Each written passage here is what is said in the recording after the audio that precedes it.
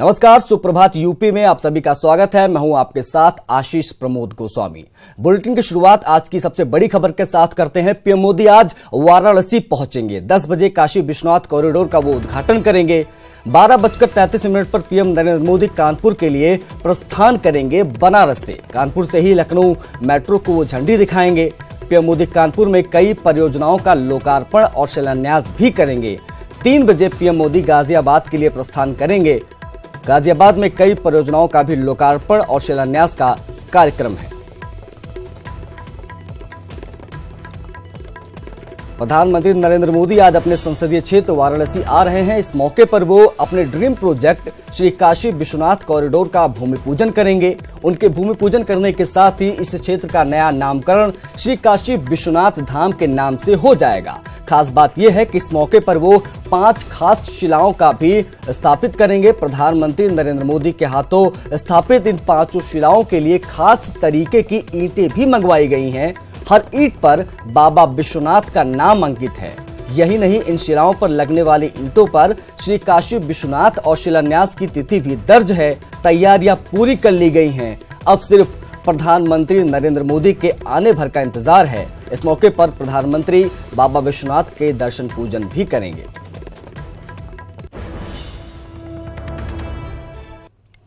PM Modi का तूफानी UP दौरा। पीएम गाजियाबाद, आगरा, कानपुर, वाराणसी को कई सौगातें देंगे। कई महत्वपूर्ण परियोजनाओं का शिलान्यास और उद्घाटन करेंगे। गाजियाबाद में हिंडन एयरपोर्ट से यातायात की शुरुआत होगी।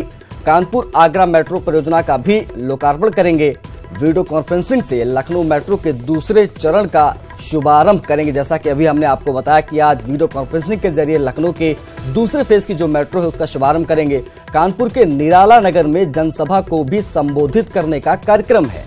वाराणसी में काशी विश्वनाथ कॉरिडोर का भी उद्घाटन करेंगे, जो कि ड्रीम प्रोजेक्ट रहा है पीएम नरेंद्र मोदी का।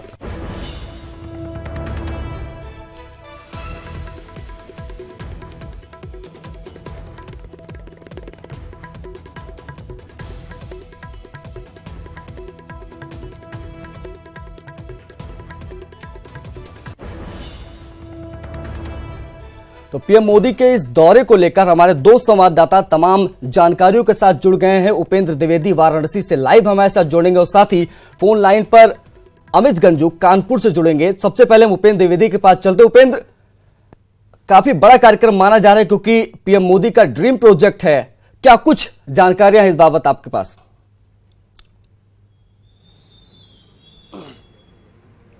बिल्कुल, देखिए ऐसी जिस तरीके से ये आज कार्यक्रम है और प्रधानमंत्री का यूपी में तूफानी दौरा है, ये आचार संहिता लागू होने से पहले प्रधानमंत्री का काशी में ये अंतिम दौरा माना जा रहा है। पहली खास बात ये है, तो ऐसे में प्रधानमंत्री की पूरी कोशिश होगी कि अपने संसदीय क्षेत्र की जनता से वो बेहतर संवाद कर सकें और जो उनकी 5 साल की उपलब्धियां हैं उसको बता सकें।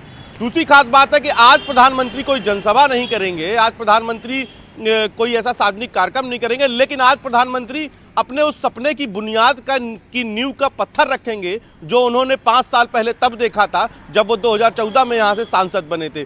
काशी विश्वनाथ कॉरिडोर जो गंगा से बाबा दरबार तक कॉरिडोर बन रहा है, उसका आज भूमि पूजन करेंगे। तो आज ये भूमि पूजन है कॉरिडोर का, और आज ही से इसका नाम श्री काशी विश्वनाथ धाम हो जाएगा।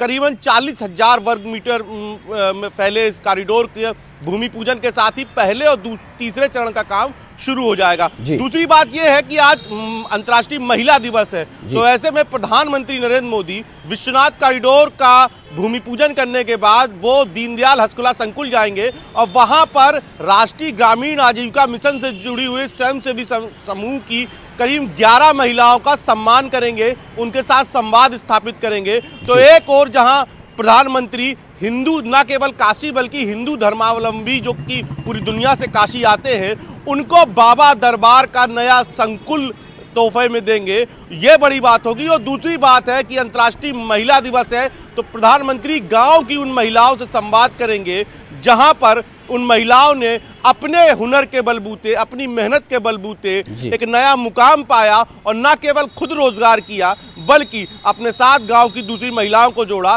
तो ये 2 आज प्रधानमंत्री नरेंद्र मोदी के अपने संसदीय क्षेत्र काशी में ये 2 खास कार्यक्रम रहेंगे। आशीष, उपेंद्र, हमारे साथ हमारे संवाददाता अमित गंजू भी जुड़े हैं जो कानपुर, जाहिर सी बात है इसके बाद कानपुर जाएंगे। अमित, क्या कुछ कार्यक्रम वहां पर सुना है कि जनसभा को भी आज संबोधित करेंगे पीएम नरेंद्र मोदी? देखिए, मैं आपको बताना चाहूंगा कि औद्योगिक नगरी कानपुर में आज प्रधानमंत्री नरेंद्र मोदी औद्योगिक विकास की मजबूत नींव रखने के लिए कानपुर आ रहे हैं। तमाम परियोजनाओं को तोहफा देंगे। इसके साथ पीएम इन्वेस्टर समिट के ग्राउंड ब्रेकिंग सेरेमनी में 1,32,000 करोड़ रुपए की परियोजना का शिलान्यास और लोकार्पण करेंगे। इसमें लखनऊ मेट्रो का जो एक्सटेंशन पार्ट है उसको रिमोट के जरिए यहीं से इसका शुभारंभ करेंगे और आगरा के जो मेट्रो है उस कार्यक्रम को ही शिलान्यास रखेंगे। प्रधानमंत्री लगभग 1 घंटा 45 मिनट कानपुर में रहेंगे। अगर हम सुरक्षा की बात करें तो सुरक्षा के यहाँ पुख्ता इंतजाम किए गए। ये पहली बार है, इसमें 12 स्नाइपर्स की मदद दी गई है। जनसभा निराला नगर ग्राउंड पे है, जिसको लेकर पहली बार ऐसा देखने को मिला कि 12 आईपीएस अधिकारियों की ड्यूटी लगाई, 1000 से ज्यादा पुलिसकर्मी और आरएएफ का डिप्लॉयमेंट हुआ है। 5 लाख से ज्यादा लोगों को यहाँ, खासकर लोगों को जो प्रधानमंत्री को सुनने के लिए आएंगे, उसके लिए सारे इंतजाम हो चुके हैं। अगर हम फिर आपको बताना चाहूंगा कि ये पहली बार ऐसा मौका होगा जब इन्वेस्टर्स को इस प्रकार से पूरा एक इनके लिए एक सेक्शन बनाया गया है, एक अलग से सेगमेंट बनाया गया है, जहां लगभग 400 से ज्यादा इन लोगों के लिए पूरा इंतजाम बैठने का किया गया, जबकि 124 लोगों का आने का यहाँ पूरा डिटेल्स आई है। और मैं आपको बताना चाहूंगा कि प्रधानमंत्री आवासीय योजना की जो 500 लाभार्थी हैं, वो सपरिवार उनके बैठने के लिए लेफ्ट हैंड साइड पे एक बहुत अच्छा सा अरेंजमेंट रखा है, क्योंकि वो लाभार्थी जिनको प्रधानमंत्री के आशीर्वाद से या उनकी मदद से सर पर छत मिल रही, क्योंकि हर व्यक्ति का सपना होता है कि उसका घर सपना, उसमें कानपुर विकास प्राधिकरण ने ये पहली बार ऐसा मौका रखा है कि इनको इनके घर से लेके उस कार्यक्रम स्थल तक लाया जाएगा और 3 लोगों को सिर्फ मंच पर लाया जाएगा, जहां जिन्हें ये पत्र दिया जाएगा, जिन्हें अलॉटमेंट लेटर दिया जाएगा। तो निश्चित तौर पर आज उन शहरवासियों के लिए ये तोहफे भरा दिन होगा। देखिए, ना तो आज दिवाली है ना होली है, लेकिन कानपुर वासियों के लिए आज जिस प्रकार से तोहफों की छड़ी लगेगी, तो कहीं ना कहीं विकास के पॉइंट ऑफ व्यू से बड़ा अहम दिन माना जा रहा है। उसके अलावा अगर हम इस दौरे की बात की जाए तो 2019 के लिए निश्चित तौर पर शंखनाद है, क्योंकि जी बिल्कुल अमित, शंखनाद है इलेक्शंस का, क्योंकि कभी भी किसी भी वक्त जो है चुनाव आयोग बैठेगा और तारीखों का ऐलान कर देगा, और इस लिहाज से भी ये दोनों दौरे काफी ज्यादा अहम माने जा रहे हैं। तो उपेंद्र और अमित दोनों का बहुत बहुत शुक्रिया इन तमाम जानकारियां हमसे साझा करने के लिए। गुरुवार को लखनऊ में सीएम योगी आदित्यनाथ रसोइयों के सम्मेलन में शामिल हुए, जहां उन्होंने रसोइयों को सौगात दी। सरकार ने 500 रुपए मानदेय बढ़ाकर 1500 रुपए कर दिया है, लेकिन इससे सूबे के 4 लाख से ज्यादा रसोइये खुश नहीं हैं। उनकी मांग है कि 1500 की जगह 2000 रुपए मानदेय होना चाहिए। वैसे 2010 के बाद रसोइयों का मानदेय अब जाकर बढ़ा है। इस मौके पर सीएम योगी आदित्यनाथ ने कहा कि पहले मानदेय देने में गड़बड़ियां होती थीं, लेकिन अब सीधे उनके खाते में पैसा जाएगा। इस दौरान उन्होंने अपनी सरकार के विकास कार्यों को भी गिनाया।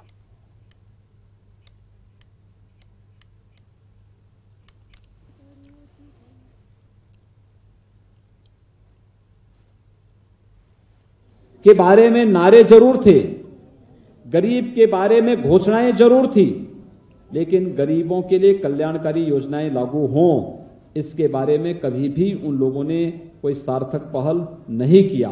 और यही कारण है कि जिसने गरीबी देखी नहीं है वह गरीबी के बारे में क्या चर्चा करेगा। जिन लोगों के नहीं उन सबके बैंक के अकाउंट खोल दिए जाएं, और बैंक का अकाउंट खोलने के बाद उन लोगों के खाते में सीधे अब जो भी हम मानदेय दें वो पैसा सीधे आरटीजीएस से उनके खाते में दिया जाना चाहिए, और ये प्रत्येक महीने के पहले सप्ताह में उनके खाते में पैसा जाना चाहिए, क्योंकि ये पैसा जब उनके खाते में जाएगा तो कोई उनका शोषण नहीं कर पाएगा। उधर कांग्रेस ने लोकसभा चुनाव के लिए अपने 15 उम्मीदवारों की पहली सूची जारी कर दी है। इसमें उत्तर प्रदेश के 11 और गुजरात की 4 लोकसभा सीटों के लिए नाम तय कर दिए गए हैं। इस लिस्ट में एक चीज यह भी है, साफ हो गई है कि रायबरेली से इस बार प्रियंका गांधी नहीं बल्कि सोनिया गांधी ही चुनाव लड़ेंगी। वहीं कांग्रेस अध्यक्ष राहुल गांधी भी एक बार फिर से अमेठी से ही चुनावी ताल ठोकेंगे। यूपी में समाजवादी पार्टी और बहुजन समाज पार्टी के गठबंधन में कांग्रेस को शामिल किए जाने की चर्चाओं के बीच ये लिस्ट जारी करके कांग्रेस ने नया दांव चल दिया है। यूपी के लिए जारी लिस्ट में कांग्रेस के दिग्गज नेताओं निर्मल खत्री, आरपीएन सिंह, सलमान खुर्शीद, इमरान मसूद, अनु टंडन, जितिन प्रसाद, सोनिया गांधी और खुद कांग्रेस अध्यक्ष राहुल गांधी के नाम शामिल हैं।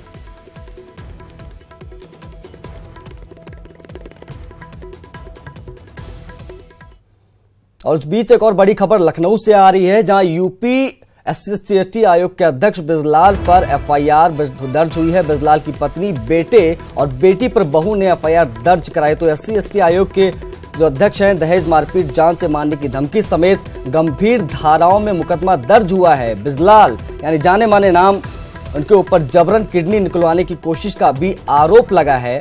ब्रजलाल की बहू ने महिला थाने में FIR दर्ज कराई है। यूपी के DGP भी ब्रजलाल रह चुके हैं, तो किसी परिचय के मोहताज नहीं है ब्रजलाल। ऋषभ मणि त्रिपाठी हमारे संवाददाता फोन लाइन पर जुड़ गए। ऋषभ, क्या कुछ मामला है, क्योंकि ब्रजलाल के ऊपर यह आरोप वाकई काफी संगीन है। जी अभी देखिए, ब्रजलाल बड़ा नाम है उत्तर प्रदेश का, मायावती की सरकार में उत्तर प्रदेश के DGP रह चुके हैं। लेकिन जैसे ही भाजपा की सरकार आई तो भाजपा से वो जुड़ गए और उस वक्त उत्तर प्रदेश SC/ST आयोग के अध्यक्ष है। बड़ा समझदारी पोस्ट होती है। 1 साल पहले ब्रजलाल के बेटे अपूर्व की शादी गोरखपुर की एक लड़की से हुई थी। उसने अब ये FIR दर्ज करवाई है कि शादी के बाद से ही उसको अपने घर से दहेज लाने के लिए, पैसा लाने के लिए उसको प्रताड़ित किया जाता है, उसके साथ मारपीट की जाती है।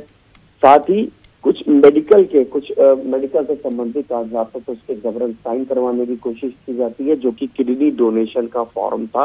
और ये दबाव बनाया जा रहा था कि वो अपनी किडनी ब्रजलाल को दान कर दे, क्योंकि ब्रजलाल किडनी रिप्लेसमेंट उनके लिए डॉक्टर ने लिखा है, ऐसा उसमें जिक्र है। ये भी कहा गया कि उनका बेटा भी और इस महिला का पति उनके साथ मारपीट करता है, लगातार पैसा लाने की मांग करता है और उसको कुछ जहरीली नशीली चीज भी खाने में मिला के देता है, ताकि स्लो पॉइजन जैसी चीज उसके ऊपर असर करती रहे। तो गंभीर धाराओं में दहेज के साथ ही इसमें मुकदमा दर्ज हुआ है महिला थाने में। आगे की इन्वेस्टिगेशन जारी है। हमें ऋषभ, तमाम जानकारियों के लिए आपका बहुत बहुत शुक्रिया। पूर्व DGP और SC/ST आयोग के मौजूदा अध्यक्ष ब्रजलाल पर बेहद ही संगीन आरोप लगे हैं। उनकी जो बहू है, उन्होंने पूरे परिवार पर ही FIR ठोक दिया। एक और बड़ी खबर की बात कर लेते हैं। सीतापुर में एक दर्दनाक सड़क हादसा पेश आया है। सड़क हादसे में कार सवार 4 लोगों की दर्दनाक मौत हो गई है। 7 लोग घायल हैं। मृतकों में 2 बच्चियां और 2 महिलाएं भी शामिल हैं। तेज रफ्तार कार के मवेशी से टकराने पर यह बड़ा हादसा हुआ है। सीतापुर से हरगांव जा रहे थे कार सवार सभी लोग। हरगांव थाना क्षेत्र के बड़ेलिया गांव के पास की पूरी घटना है, जहां पर 4 लोगों की मौके पर ही मौत हो गई। 7 लोग गंभीर रूप से घायल हैं। मरने वालों में 2 बच्चियां भी शामिल हैं।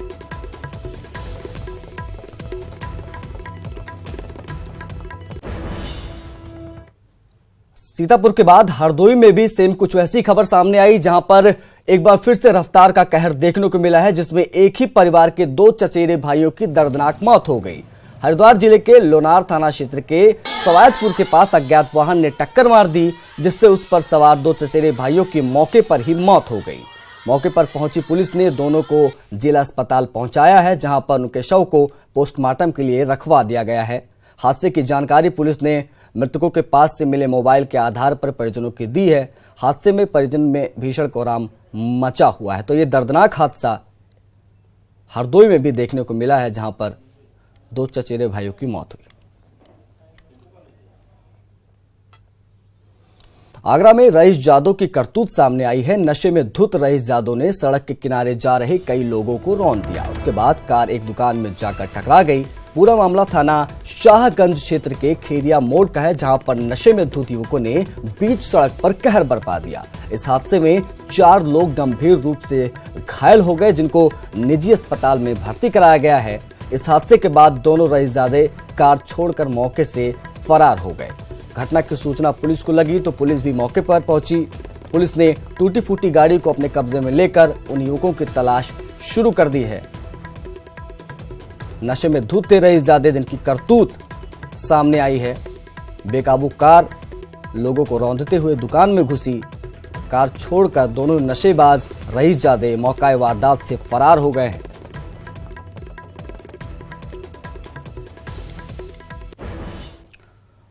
उधर बलरामपुर में कार सवार बदमाशों ने दवा व्यवसायी के अपहरण करने का प्रयास किया है, लेकिन दवा व्यवसायी साहस दिखाते हुए बदमाशों के चंगुल से भाग निकलने में कामयाब रहे। वहीं इस मामले में पुलिस ने केस दर्ज कर लिया है और बदमाशों की तलाश में 3 टीमें लगा दी गई हैं। घटना कोतवाली नगर क्षेत्र के तुलसी पार्क मोहल्ले की है।